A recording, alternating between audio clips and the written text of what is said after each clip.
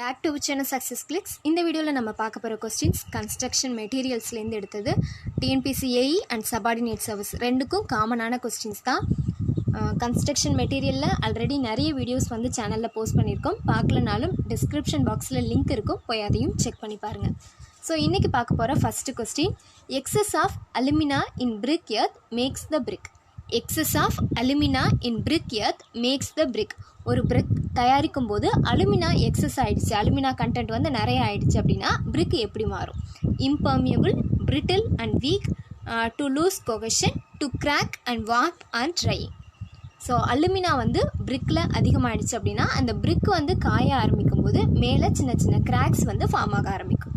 So அதுதான் alumina excess ஆனால் வர problem. So answer is to crack and warp and drying. The excess of alumina in brick earth makes the brick to crack and warp and dry. Option D is the correct answer. அடுத்த question, rapid hardening cement contains. Rapid hardening cement contains tricalcium silicate, tricalcium aluminate, tetracalcium aluminoferrate, dicalcium silicate. So இதில் rapid hardening cementல என்ன இது இருக்கும்? So answer is tricalcium silicate. rapid hardening cement tricalcium silicate தான் rapid hardening cementல இருக்கும். அடுத்த question, lime concrete is generally used for. Lime concrete is generally used for wall foundation, flooring at ground level, both A and B, neither A or B. So Lime concrete வந்து மெயினாக எங்கே use பண்ணுவாங்கன்னா ground லெவலில் ஃப்ளோரிங்காக use பண்ணுறது தான் lime concrete. So answer B. Lime concrete is generally used for flooring at the ground level. Wall ஃபவுண்டேஷன்லாம் lime concrete use பண்ண மாட்டாங்க. ஸோ இங்கே இருக்க ரெண்டு ஆப்ஷன்ஸும் வால் ஃபவுண்டேஷன் வச்சு வரதுனால தான் தப்பு. ஃப்ளோரிங் அட் கிரவுண்ட் லெவலில் தான் லைம் காங்கிரீட் யூஸ் பண்ணணும். Next question, plastic bitumen is generally used for. Plastic bitumen is generally used for road pavement, expansion joint, crack fillings, none of this. Road pavement, expansion joint, crack fillings, none of this. Plastic bitumen. So plastic bitumen எப்படி இருக்குன்னா, பிட்டுமனுங்கிறது நார்மலாக பேமெண்ட்டில் போடக்கூடியது. Plastic பிட்டுமனுங்கிறது கொஞ்சம் போட்டோனே வச்சு பிடிச்சிக்கிற மாதிரி ஒரு white சிமெண்ட்டெல்லாம் வச்சு fill பண்ணி வைக்கிறாங்க இல்லையா, அந்த மாதிரி தான், அந்த மாதிரி டைப் தான் பிளாஸ்டிக் பிட்டுமனும். ஸோ அது என்ன பண்ணுன்னா, இடையில வந்து ரோட்டில் சின்ன சின்ன கிராக் இருந்துச்சு அப்படின்னா இந்த பிளாஸ்டிக் பிட்டுமனை வச்சோன்னே அது பேமெண்ட் சர்ஃபேஸோட அட்டாச் ஆகிற மாதிரி இருக்கும். ஸோ அதுதான் பிளாஸ்டிக் பிட்டுமனோட ஒரு டைப்பு. ஸோ அது கிராக் ஃபில்லிங்காக ரோட்டில் யூஸ் பண்ணுறது தான். Plastic bitumen is generally used for crack fillings. அடுத்த question, mastic asphalt is generally used for. Mastic asphalt is generally used for damp proof course, waterproof layer, partition wall, both A and B. So mastic asphalt எங்கே use பண்ணுவோன்னா damp proof course, டிபிசியில் மட்டும்தான் mastic asphalt use பண்ணணும். So answer வந்து A. mastic asphalt is generally used for damp proof course. அடுத்த question, the normal consistency of ordinary Portland cement is about. The normal consistency of ordinary Portland cement is about. Ordinary Portland cement ஓட normal consistency என்ன? 10%, 20%, 30% and 40%. So answer வந்து 30%. இது வந்து ஒரு standard question தான். The normal consistency of ordinary Portland cement is 30%. அடுத்த question, second class brick. Second class brick or dark brown color produce the metallic sound when stuck or well burnt or under burnt. So second class பிரிக்கு கீழே கொடுத்துருக்க ஆப்ஷனில் எதுக்கு suit ஆகுதுன்னு பார்க்கணும். So second class பிரிக் வந்து well burnt கிடையாது. So கொஞ்சம் ஃபஸ்ட் கிளாஸ் பிரிக்கோட கொஞ்சம் லோ பர்ன்ட் தான். அடுத்து அண்டர் பர்ன்ட் ரொம்ப லோவும் கிடையாது, கொஞ்சம் ஸ்டாண்டர்டான பிரிக் தான். ஸோ இந்த ஆப்ஷனும் தப்பு, இந்த ஆப்ஷனும் தப்பு. Or of dark brown colour, ரொம்ப ப்ரௌன் கலர்லாம் இருக்காது. ஸோ செகண்ட் கிளாஸ் பிரிக் வந்து ஒரு சின்னதாக ஒரு கீரல் மாதிரி குடித்தோம் அப்படின்னா ஒரு மெட்டாலிக் சவுண்டு வரும். ஸோ இந்த ஆப்ஷன் மட்டும்தான் ரைட்டு. ஆப்ஷன் பி மட்டும்தான் right. Second class bricks to produce the metallic sound when stuck.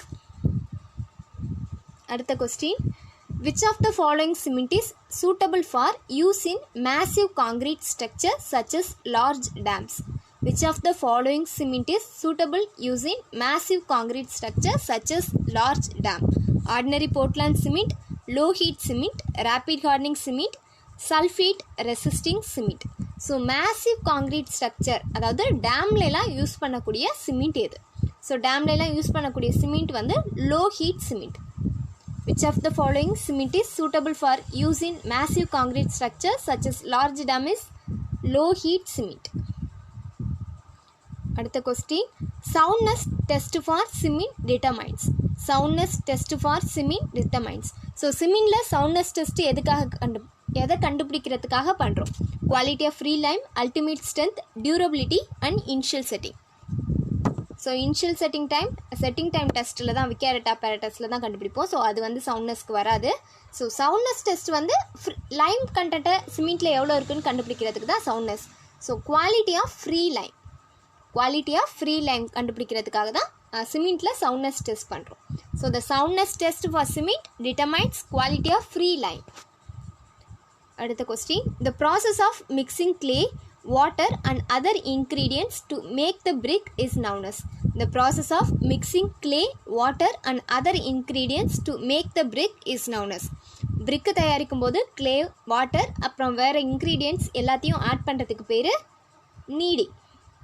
So the process of mixing clay, water and other ingredients to make brick is known as kneading.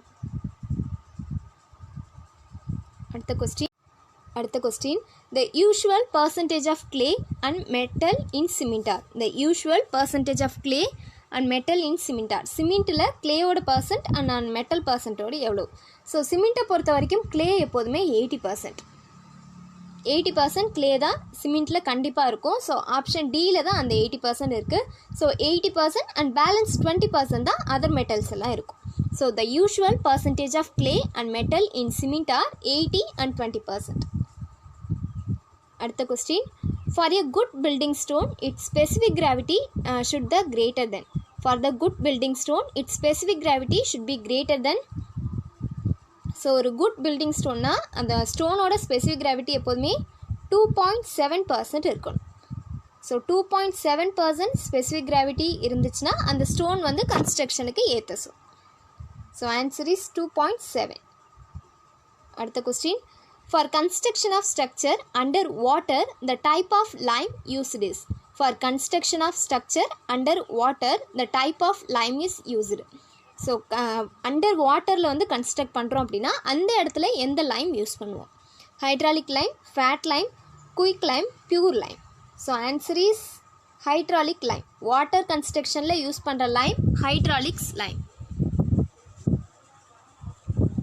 அடுத்த question, the slenderness ratio for masonry walls should not be more than.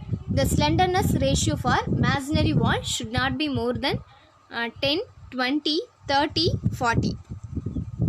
So masonry wall ஓட slenderness ratio. So answer is 20. Answer வந்து 20. masonry wall ஓட slenderness ratio 20. இது code புக்கில் உள்ள questions தான். Slenderness ratio for masonry wall should be 20. Crushing strength of first class brick should not be less than. Crushing strength of first class brick should not be less than. First class brick ஓட crushing strength என்ன? 3.5 Newton per mm squared, 7 Newton per mm squared, 10.5 Newton per mm squared and 14 Newton per mm squared.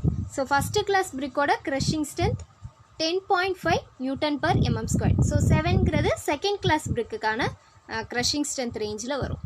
So first class பிரிக்கோட crushing strength 10.5 Newton per mm squared. அடுத்த கொஸ்டின், according to IS specification the compressive strength of ordinary Portland cement after 3 days should not be less than. According to IS specification the compressive strength of ordinary Portland cement after 3 days should not be less than. So ஒரு கன்ஸ்ட்ரக்ஷனில் ordinary Portland சிமெண்ட்டோட 3 days ஓட compressive strength வந்து எவ்வளோ இருக்கும்? 7 MPa, 11.5 MPa, 16 MPa and 21 MPa. So 3 daysல compressive strength value எப்போதுமே 16 MPa. So answer is 16 MPa. அடுத்த question, clay and silt content in a good brick earth must be at least. clay and silt content in good brick earth must be at least 50%, 40, 30% and 20%. So ஒரு பிரிக்கில் silt content and clay content வந்து எப்போதுமே 50-50. So answer வந்து 50% இருக்கணும். Pug mill is used for preparation of clay, molding of clay, drying of bricks and burning the bricks. So இதில் pug mill எதுக்கு use பண்ணுறோம் அப்படின்னா கிளேவை ப்ரிப்பேர் பண்ணுறதுக்கு, சிமெண்ட் தயாரிக்கும் போது கிளே ப்ரிப்பரேஷனுக்கு தான் pug mill வந்து யூஸ் பண்ணுறோம். So the pug mill is used for preparation of clay. அடுத்த question, the normal curing period for lime mortar is 1 day, 3 days, 7 days, 10 days. So lime மார்ட்டரோட general curing period எப்போதுமே 7 days. So answer வந்து 7 days. அடுத்த question, asphalt is